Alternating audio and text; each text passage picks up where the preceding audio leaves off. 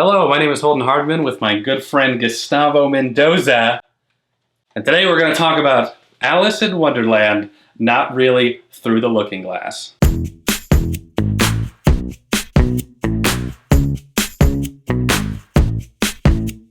All right, Gus, what are your first thoughts? Weird, but good.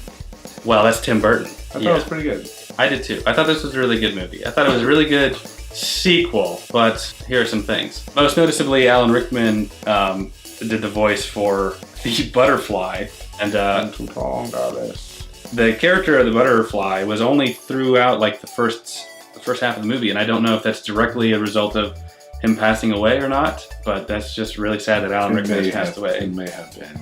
So this movie focused entirely on the Mad Hatter, on Johnny Depp's character. The Matter of the Hatter. Mad Hatter is like the character of middle school girls everywhere. Just like this weird character that people just seem to be drawn to. I never really got that. Never really got like why he was very strange. The biggest deal. I don't know if it's just because it's Johnny Depp. I don't know if the actual book Through the Looking Glass has anything to do about that. Maybe. I think it was just the makeup.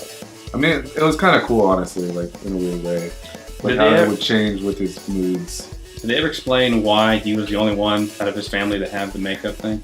In this movie, not really. Just other than the fact that he was off mentally. So this movie utilized a lot of time travel into its storyline, which I'm a fan of. I like time travel. I need some time travel. Pretty much all things time travel, Gus and I both agree, is pretty good, especially when it's done well. And so that's a characteristic pretty much in any movie that if done right, is going to get a thumbs up.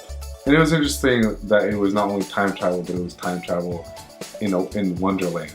I liked the creative way that they like explain or like they show visually time travel. It's like I was like, oceans and stuff. That was really, really cool. Really, really well done. Sacha Baron Cohen is the time. He's time. He is time in this movie. Father Time. I always like seeing Sacha Baron Cohen, and it's really funny to see him outside of like roles like Bruno and. I haven't seen any prior movies with Sacha, but. He did. Yes. I'm sorry, I just haven't. One of my biggest issues with this movie, with him and with time in particular, was that he like flip-flops for no, at least in my opinion, correct me if I'm wrong, flip-flops like his position for like no apparent reason. For instance, he tells Alice not to go get that the timepiece. So he tells her not, and she does. And so he spends like half the movie pursuing her, trying to get it back because time is literally going to get ripped apart. Once the Red Queen like gets it back, he's like, Alice, you're the only one that can do this. We trust, I trust you. I don't know, why does he feel that way? It's like, Alice, you're the only one. He doesn't know her, and as far as he knows, she's the one that caused the problem to begin with. Because it said if any of them saw themselves in the past, it would just rupture the whole timeline and everything would go to crap.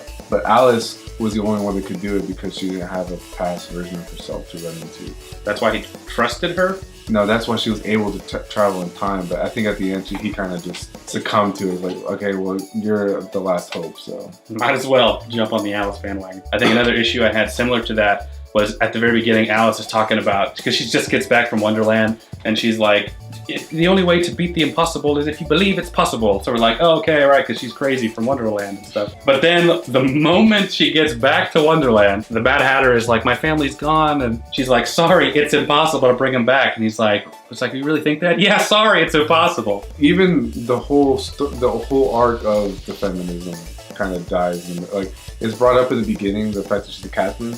And then when she's in Wonderland, it's like she's not even, that's not even a factor. She's like, oh, she's just a girl, and you know what I mean? Like even the time guy would say, oh, you're just a girl, and she like doesn't like comment on it or anything, give a snappy remark about it. She's like, oh yeah, I'm just a girl. And then at the end, it kind of comes back again. It's like, I would have preferred her to have just not brought up the thing at the beginning about the impossible, had the issue with the Hatter, and then said, you know what? The impossible can be possible if you believe it. Had that been the revelation. Instead of her starting that way, then it just sort of goes away for no reason and comes back. I can kind of see the arc they're going with in the sense that she had that attitude, but then she came back and then she had that, and she was kind of down on herself. I guess. She was like, maybe, and then she kind of like went back. I see what you're saying. And even Mad Hatter points out, wait, you're not Alice. When she comes back and she's like, Hatter, I believe you, you're right. And he's like, there you are. I see you now. Yeah, I was like, that's pretty good. I would say that this one is worth a watch in theaters. I think for the sheer visual aspect of it, yeah. I'd watch it in theaters. So go get your middle school friends, Tim Burton Express, all aboard, and go see this movie. It's pretty good. All aboard on that acid trip. I'll give you that one. If you're not big into Alice, but you have seen the first one, you may want to wait to rent it, but it's definitely, I would say it is worth a watch. If you have seen Alice in Wonderland and Through the Looking Glass, let me know what you thought. Make sure you share your opinions with us. You may have noticed that I haven't posted a lot of videos on my channel lately. I've been doing all my video reviews, all my movie reviews on the Complete Nerd Authority channel, which I will link here. So if you want to see more videos like this, I post one every single week. Yeah. Make sure to like, comment, and subscribe to Holden Hardman's channel if you like.